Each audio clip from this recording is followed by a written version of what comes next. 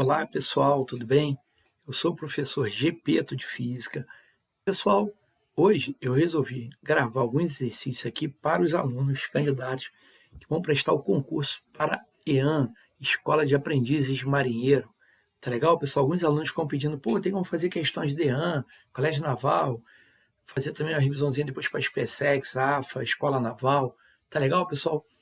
Então, na aula de hoje, vou tentar gravar aqui para vocês duas aulas, 20 questões, tá? DEAN, para você ir fazendo uma revisãozinha para a prova DEAN.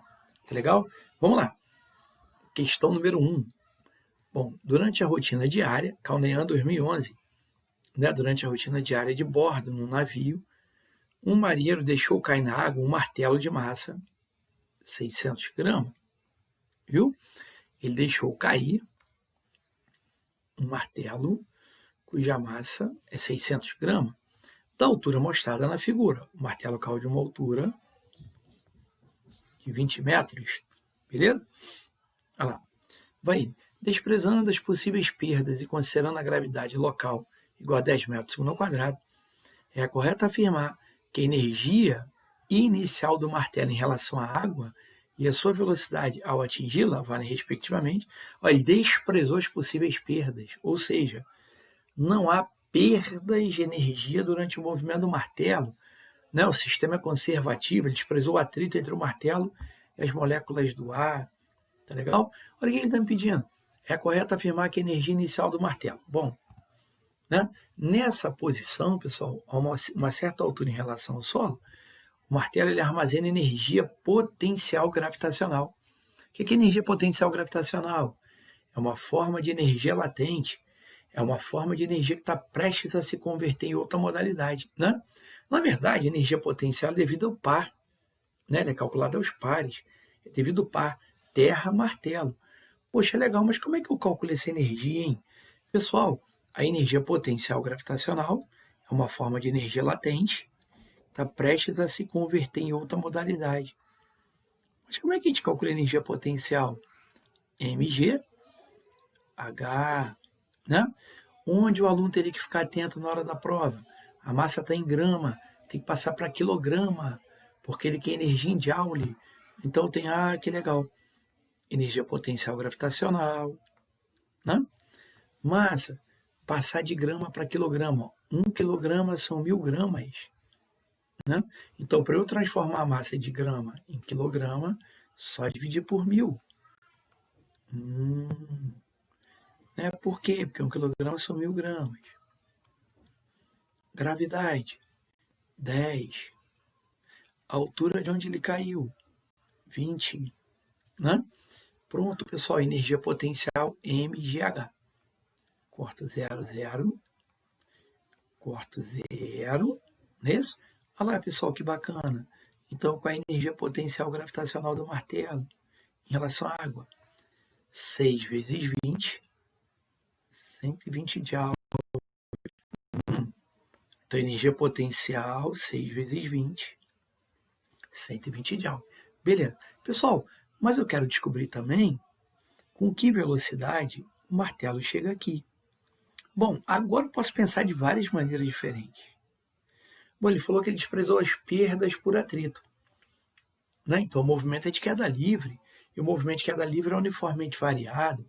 Né? Então, eu posso aplicar a equação de Torricelli para descobrir a velocidade que o martelo atinge depois de percorrer 20 metros. Pô, Gepeto, mas eu também não poderia fazer pelo teorema da energia cinética? Também, pelo TEC, né? O teorema que relaciona trabalho com energia cinética, o TEC. O que diz o teorema da energia cinética? O trabalho realizado por todas as forças que atuam no martelo durante seu movimento é igual à variação da energia cinética. Beleza. Mas qual é a única força que está realizando trabalho na descida aqui, hein? É o peso. É o peso. Né? Qual a única força que atua no martelo aqui de massa M? Durante a descida? Peso. Como é que calcula o trabalho do peso? mgh.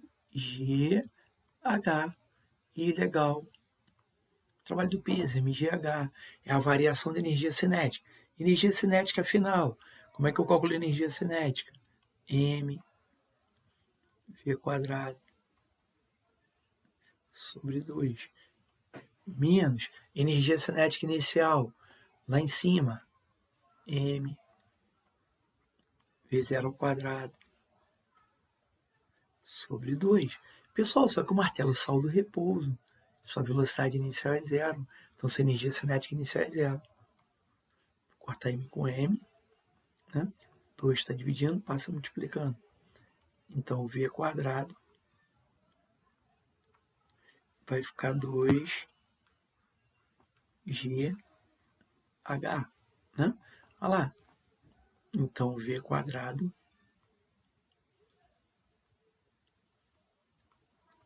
2 vezes 10, 20. Né? Gravidade é 10, 20. 20 vezes 20, 400. Bom, como o v está ao quadrado, eu tiro a raiz quadrada dos dois membros. Né? Raiz quadrada de 400. 20. Viu? Que legal.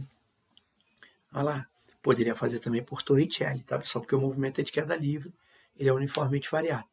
Então, vamos ver a opção correta. A energia potencial gravitacional é a energia que ele armazena no início, 120 Joule. E a velocidade com que ele chega à superfície da água, 20 metros por segundo. Né? Olha lá, pessoal. Qual a opção correta na prova da Aprendizes Marinheiro? Letra B. Viu?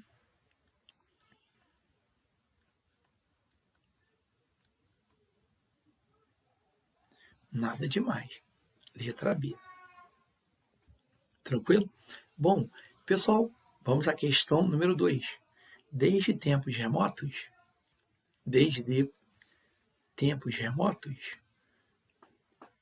tem-se observado na natureza a existência de certos corpos que espontaneamente atraem pedaços de ferro. Esses corpos foram denominados ímãs naturais. Ah, legal, pessoal. O ímã natural é a magnetita. Né?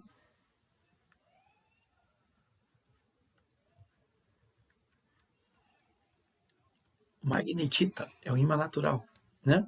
Sobre os ímãs e suas aplicações, foram feitas as afirmativas abaixo. Todo ímã possui dois polos? Sim, norte e sul. Todo ímã é um dipolo magnético. Não existem, pessoal, monopolos magnéticos. Todo ímã é um dipolo magnético. Né? Dividindo-se um ímã ao meio, cada pedaço vira um novo ímã? Sim, princípio da inseparabilidade dos polos. Por quê? Porque todo ímã é um dipolo magnético. Então, se eu cortar o ímã ao meio, eu vou obter dois novos ímãs. Né? A bússola magnética, né? A bússola, que tem uma agulha magnética lá, orienta-se pelo campo magnético da Terra? Sim. O polo norte da agulha magnética da bússola tende a se orientar na direção do norte geográfico da Terra. Por quê? Porque próximo do norte geográfico está o polo sul magnético. Cuidado, pessoal, os polos geográficos e os polos magnéticos não se sobrepõem. Próximo do norte geográfico está o polo sul magnético. Próximo do sul geográfico está o polo norte magnético. Né? É verdadeiro. As três primeiras são verdadeiras. Eletroímãs, né, funcionam devido à passagem de corrente elétrica? Sim. Né? O que são eletroímãs? Né? São condutores que funcionam como ímã quando percorridos por correntes elétricas. Né? Eletroímã. Olha o experimento de Oersted, o físico dinamarquês, que comprovou que as cargas elétricas em movimento geram um campo magnético. Né? O poder de atração de um ímã é maior nas extremidades? Verdadeiro. Chega em casa, pega um ímã, espalha limalhas de ferro em torno do ímã. Você vai ver que a concentração de limalhas no ímã, ela é maior onde? A concentração de limalha nas extremidades do ímã, onde estão localizados os polos. Né? Concentração de limalhas é maior onde? Nas extremidades do ímã. Verdadeiro. Né? As ações magnéticas do ímã são menos intensas na zona neutra, né? Na região central do ímã. São mais intensas nos polos do ímã. Né? Então, o poder de atração de um ímã nos polos? Sim, em suas extremidades, onde estão localizados os polos. Detalhe, a localização dos polos de um ímã depende da forma geométrica do ímã, porque você tem ímã em forma de barra, ímã em forma de ferradura, você tem ímãs cilíndricos, ou seja, a localização dos polos depende da forma geométrica do ímã e da maneira como ele adquiriu o seu magnetismo. Tá legal? O polo norte geográfico da Terra atrai o polo norte da bússola? Sim. Onde está o polo norte geográfico? O polo norte da agulha magnética da bússola, ele se orienta na direção do norte geográfico. Né? Por quê? Porque perto do norte geográfico está o polo sul magnético. O que eu acabei de falar? Os polos geográficos e os polos magnéticos não se sobrepõem. Próximo do norte geográfico está o polo sul magnético. Todas são verdadeiras. As afirmativas 1, 2, 3, 4, 5, 6 são verdadeiras. Opção correta, a letra E, na prova de aprendizes de Maria. Vamos para a questão número 3. Durante a apresentação para uma revista especializada, um carro de 1.200 kg acelerou numa pista retilínea e obteve o resultado mostrado no gráfico abaixo. Bom, o carro saiu do repouso, acelerou, viu? Até atingindo a velocidade de 90 km por hora. Ele acelerou. Pessoal, a fase em que ele acelera está no intervalo de tempo de 0 a 5 segundos. De 0 a 5 segundos, a sua velocidade aumentou com o passar do tempo. De 5 segundos até 12 segundos, a velocidade se mantém constante. Então, o que diz a primeira lei de Newton? Se a velocidade vetorial de uma partícula é constante, a resultante das forças que nela agem é zero, e vice-versa. Se a resultante das forças que atuam numa partícula é zero, a sua velocidade vetorial se mantém constante. Primeira lei de Newton, lei da inércia. Né? Olha, é correto afirmar que a força média em newtons transmitida pelo motor às rodas entre os instantes 0 e 5 foi D, viu? Ele que é a resultante das forças no intervalo de tempo de 0 a 5. Porque de 0 a 5 a velocidade está variando. Mas ele quer a força em newton. Pessoal, aplicando a segunda lei de Newton no carro, força resultante é massa vezes aceleração, tá bom? Ou seja, força resultante é M delta V sobre delta T. Por quê? Pessoal, porque a aceleração é delta V sobre delta T. Né? Pessoal, pensa comigo. Mas repito, se ele quer a força em newtons, a massa tem que ser medida em quilograma e a aceleração em metros por segundo ao quadrado. Mas a aceleração aqui, ó, a velocidade aqui está em quilômetro por hora. Pô, legal. Vamos lembrar na prova de DEAN, pessoal, como é que eu transformo a velocidade, quilômetro por hora, em metro por segundo? Vamos lembrar daquela regrinha prática? De quilômetro por hora para metro por segundo, dividido por 3,6. Viu? Divido por 3,6. E o contrário. Multiplico por 3,6. Ah, legal, GP. Então vamos lá. Força resultante. Massa do carro, 1.200. A velocidade dele variou de 0 a 90 km. Poxa, pessoal, 90 passando para metro, 90 dividido por 3,6. Pessoal, quanto é que vai dar, hein? 25. Né? Vou deixar a continha para você, tá, pessoal? Vai ficar 25 no intervalo de tempo de 5 segundos. Né? A segunda lei de Newton diz para a gente que a aceleração é fruto de uma força. Aceleração é fruto de uma força. Para variar a velocidade do corpo, tem que ter força. Ó, 25 dividido por 5 vai dar 5. Né? Pessoal, 1.200 dividido por 1.200 vezes 5, 6.000 newton. Tá legal? E então a força resultante sobre o carro, 6.000 newton. Viu? Nada demais. Opção correta, letra E. Na prova de aprendizes de marinheiro. Tá legal, pessoal? Bom, questão número 4, a questão bem básica. Uma pessoa entra em um supermercado e observa que num dos cantos existe um espelho. Num dos cantos do mercado, né?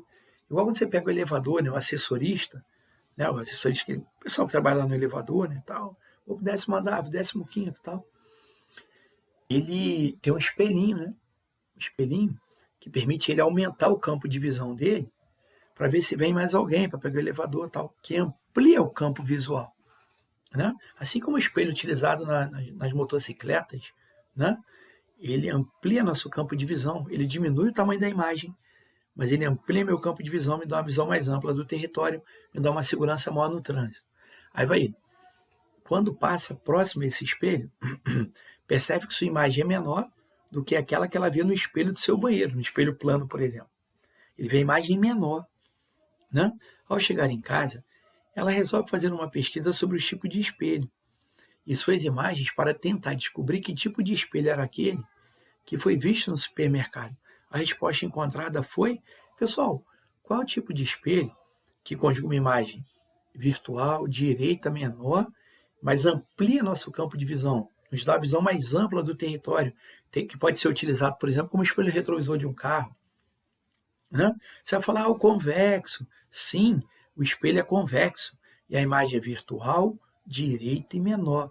O espelho convexo, ele reduz o tamanho da imagem, te dá uma visão mais ampla do território, te dá uma segurança maior no trânsito. Ah, Gepeto, mas o espelho retrovisor pode ser plano? Sim, porque no espelho plano, né, a imagem é simétrica, ele me dá a noção exata de distância. O convexo, ele não me dá a noção exata de distância, mas ele amplia meu campo de visão, me dá uma segurança maior no trânsito. Tá legal, pessoal? Espelho convexo, conjuga imagem virtual direita e menor.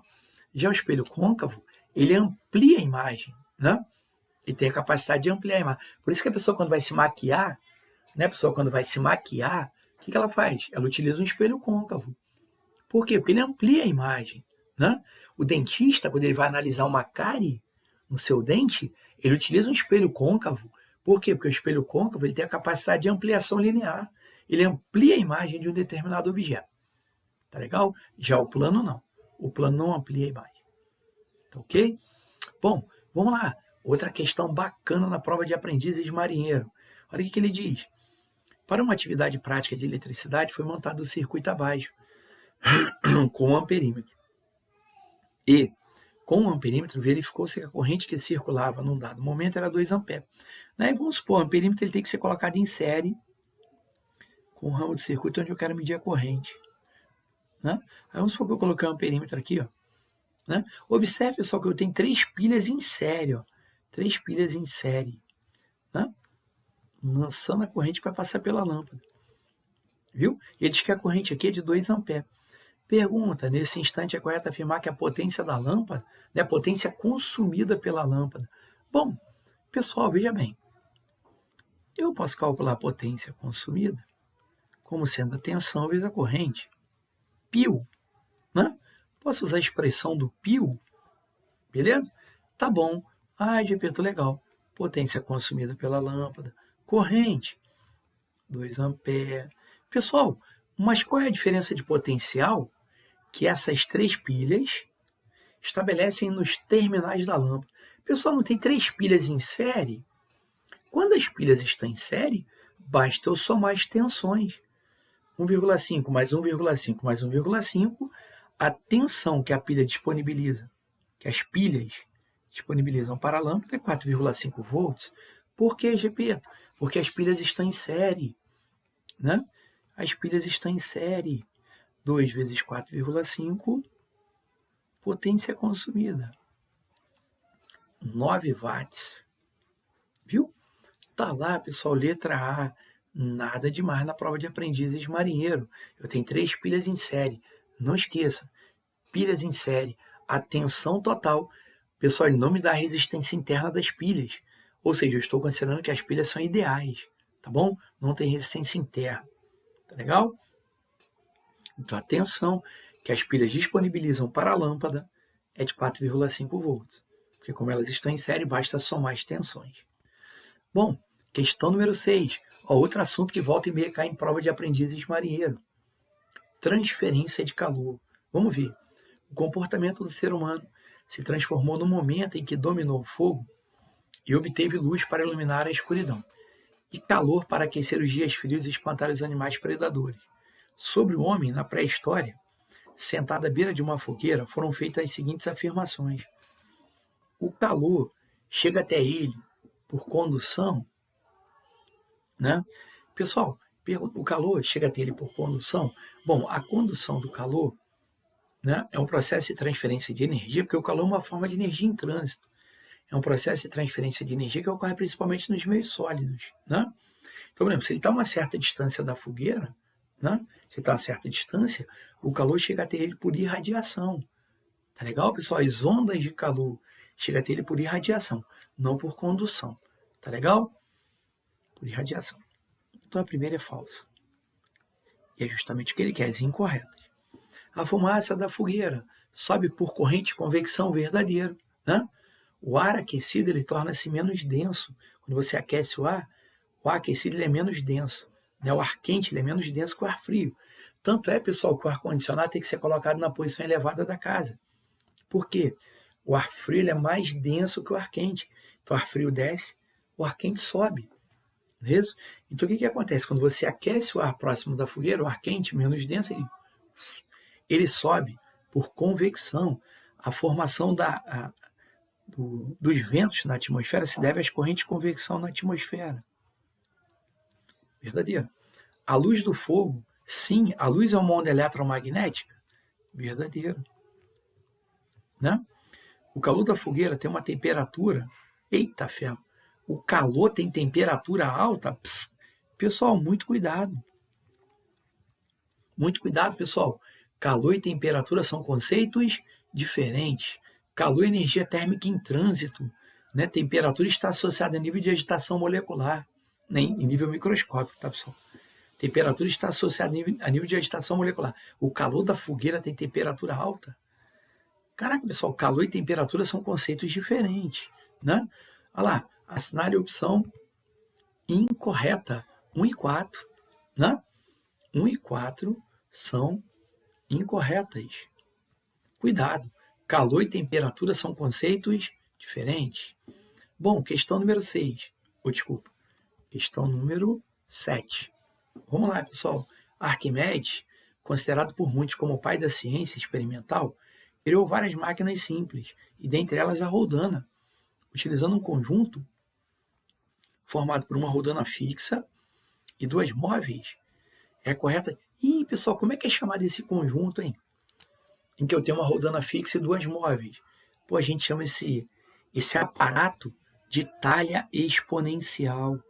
Muito bem. Esse aparato, ele é chamado de talha exponencial. Legal. Poxa, legal. Ou seja, as máquinas elas foram inventadas, pessoal, para facilitar o nosso trabalho, para aumentar nossa vantagem mecânica, né? Facilitar o nosso trabalho e aumentar nossa vantagem mecânica. Aí ele botou: é correto afirmar que a força necessária para erguer um corpo fica reduzida em... Nessa questão, bastava você lembrar da equação da talha exponencial. Pessoal, a gente aprende que para a talha exponencial, a força potente, a força que eu tenho que aplicar à máquina para fazê-la funcionar, é a força resistente sobre 2 elevado a n. Quem é n? O número de roldanas móveis, né? Quem é R? Quem é a resistência? É o peso que eu quero equilibrar ou deslocar. Legal. Mas o texto falou para mim que eu tenho uma roldana fixa e duas móveis. Pô, legal. Então vamos lá. A nossa força vai ficar... Por exemplo, se eu quisesse segurar esse corpo, cujo peso é P, aqui, sem usar a máquina, pô, eu tenho que fazer um grande esforço muscular. Mas utilizando a máquina, eu reduzo meu esforço muscular, aumento minha vantagem mecânica. Então a força que eu vou aplicar à máquina para fazê-la funcionar, vai ficar força potente é a resistência que eu quero equilibrar, que é o peso, dividido por 2 elevado a 2. Por que 2 elevado a 2? Repito, porque eu tenho 2 rodanas móveis. Ah, bacana. Então a força potente vai ficar o peso dividido por 4. Legal, né? Então a força vai ficar reduzida à quarta parte. Pô, Gepeto, mas eu quero isso em porcentagem. Pessoal, como é que eu transformo uma fração numa porcentagem? Só multiplicar por 100. Viu? Só multiplicar por 100. 100 dividido por 4 vai dar quanto? 25% de P. Ah, legal. Olha lá. Mas vamos ler o texto de novo. Ó, vamos ler o texto. Ó. A força fica reduzida. Ó, fica reduzida em. Fica reduzida de. Ih, pessoal, peraí agora. Reduzida em é diferente de reduzida de. Então, por exemplo, vamos supor que no início eu tinha que aplicar uma força que era igual ao peso. Né? No início. Eu tinha que aplicar uma força que era igual ao peso.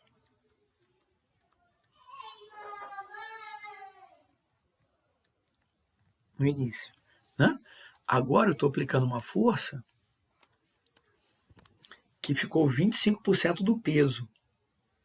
Poxa, se a força que eu aplico agora é 25% do peso,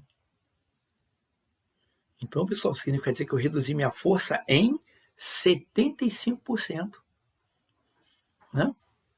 Significa dizer que eu reduzi minha força em 75%. Caraca, pessoal, pegadinha, hein?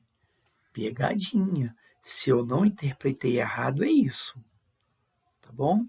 Quem assistiu o vídeo aí, pessoal, se eu tiver interpretado errado, me corrige lá, tá? No vídeo. Tá legal? Me corrige lá no vídeo, tá, pessoal? Mas é isso. Ó. Ficou reduzida em 75%. Porque agora a força que eu estou aplicando é apenas 25% do peso. Então ela reduziu em 75%. Olha a pegadinha, olha a BIA. Pegadinha. Bom, vamos lá, questão 8. Um corpo é considerado neutro quando o número de partículas positivas, prótons, é igual ao de partículas negativas, elétrons. Né? Entretanto, durante os processos de eletrização, os elétrons podem passar de um corpo para o outro, claro, porque os elétrons estão na camada de valência, né? Estão fracamente ligados ao núcleo do átomo. No núcleo tem prótons e nêutrons ligados ao núcleo por uma força nuclear forte. Né? Num desses processos, uma esfera metálica A, eletrizada positivamente, é encostada em outra B, também metálica inicialmente neutra. Né? Então, olha só que legal. Pessoal, olha só que legal. Vamos supor que aqui eu tenho um corpo A. Não está esfera não, tá, pessoal? Que está eletrizado positivamente. Tá bom? Está carregado positivamente. Tem mais carga positiva do que negativa. E aqui um corpo B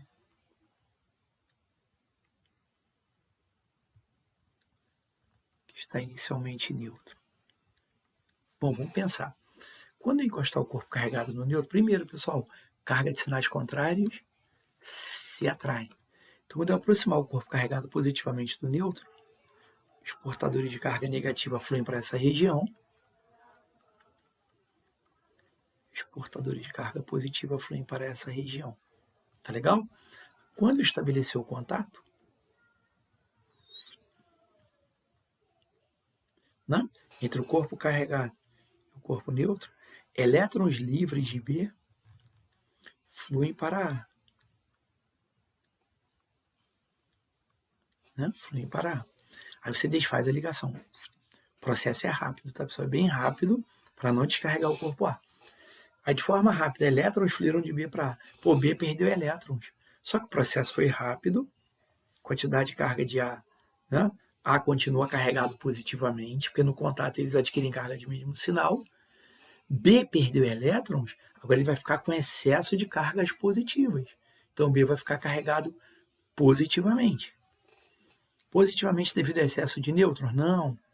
Positivamente devido à falta de nêutrons? Não. Ele vai ficar carregado positivamente por falta de elétrons, né? Porque ele perdeu elétrons. Agora ele tem mais portadores de carga positiva do que negativa. Letra B. Tranquilo? Nada demais. Considerando que 1 GHz é 10 a 9 Hz. E, pessoal, perdão. Essa questão aqui, obtive uma falha aqui, tá, pessoal? Esqueci de colocar o texto. Pessoal, perdão. Desculpa, tá bom? Perdão, pessoal que vai assistir o vídeo aí, desculpa. Vou colocar ela na próxima aula, tá legal? Não tem problema não, pessoal, fica tranquilo. Na próxima aula eu vou colocar essa questão de novo, já com o texto corrigido. Desculpa, tá? Vamos lá. Pessoal, questão 11. Com o objetivo de de mostrar as diferentes maneiras de se associar os resistores e assim estudar as suas principais características, foi proposto o circuito abaixo, né? Aqui eu tenho uma bateria de 12 volts, ó. Supor que o polo positivo da bateria está aqui, né? O polo negativo está aqui, né? Aí, supor que essa bateria vai empurrar a corrente no circuito. Aqui, ó, ela vai empurrar a corrente nesse sentido. Tá vendo? Chega aqui a corrente de Witzel, né? Aí chega aqui, ela se junta e passa de novo pelo circuito, tá legal? Vamos lá. Conclui-se que a corrente elétrica está passando pelo circuito, vale? Bom, pessoal, lei de Ohm. Tem uma bateria de 12 volts, alimentando 3 resistores. Primeiro passo, calcula a resistência equivalente do circuito. 100 está em paralelo com 100. Pessoal, 2 elementos iguais em paralelo. Não vou perder tempo na prova. 2 elementos iguais em paralelo dão da metade. Então, 100 em paralelo com 100 vai dar 50. Né? Então, vai dar 50 ohm aqui, ó. Vai ficar 50 em série com 50, vai dar 100, né? Vai dar 100, ó. 50 em série com 50 vai dar 100. Aplicando a lei de Ohm, DDP igual a RI. Quem vê, ri. Né? DDP, 12. Resistência do circuito é 100. Corrente I. Né? Vai ficar 12 dividido por 100.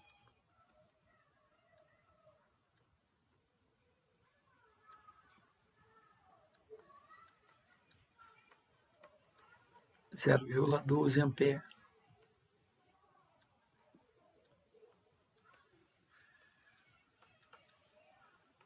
Né? Olha lá. Pronto, lei de Ohm. Nada demais. Tá legal? DDP igual a RI. Por que eu apliquei a lei de Ohm? Pessoal, ele me deu a resistência do circuito.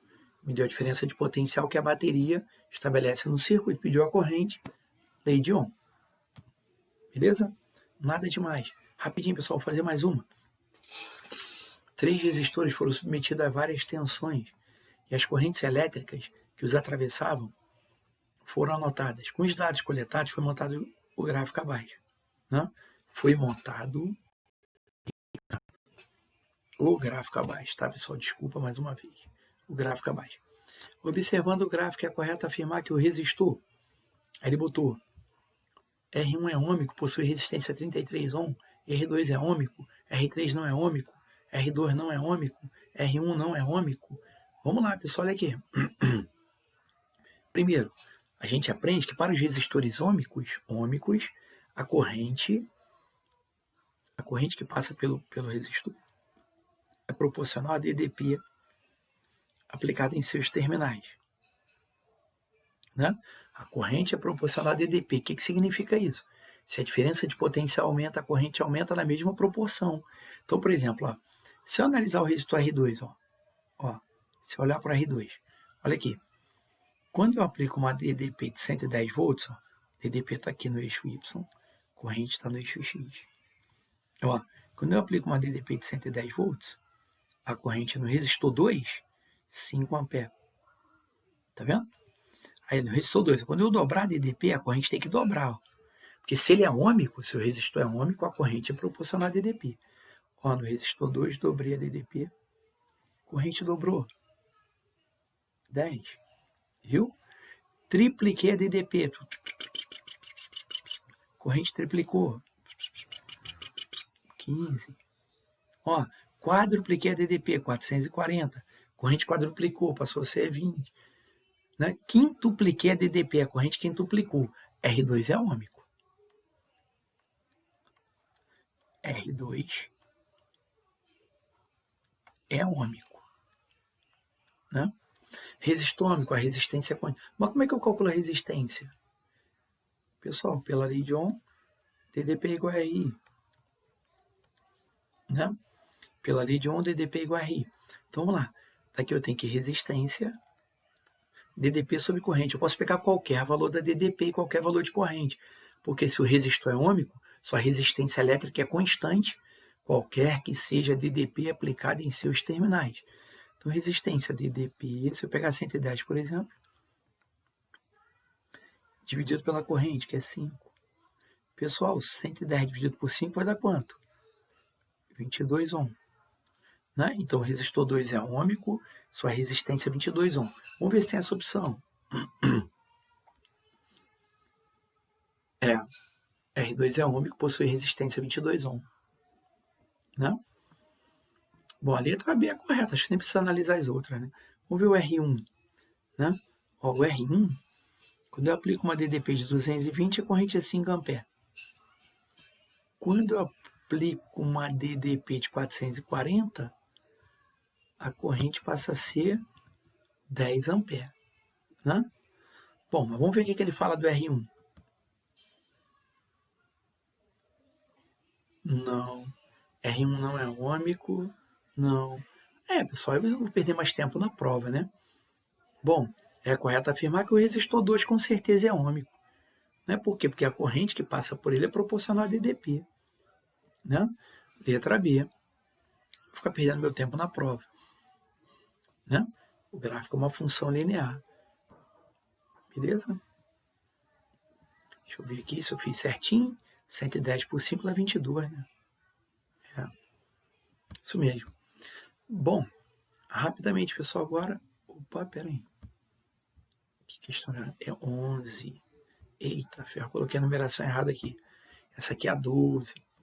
Tá bom?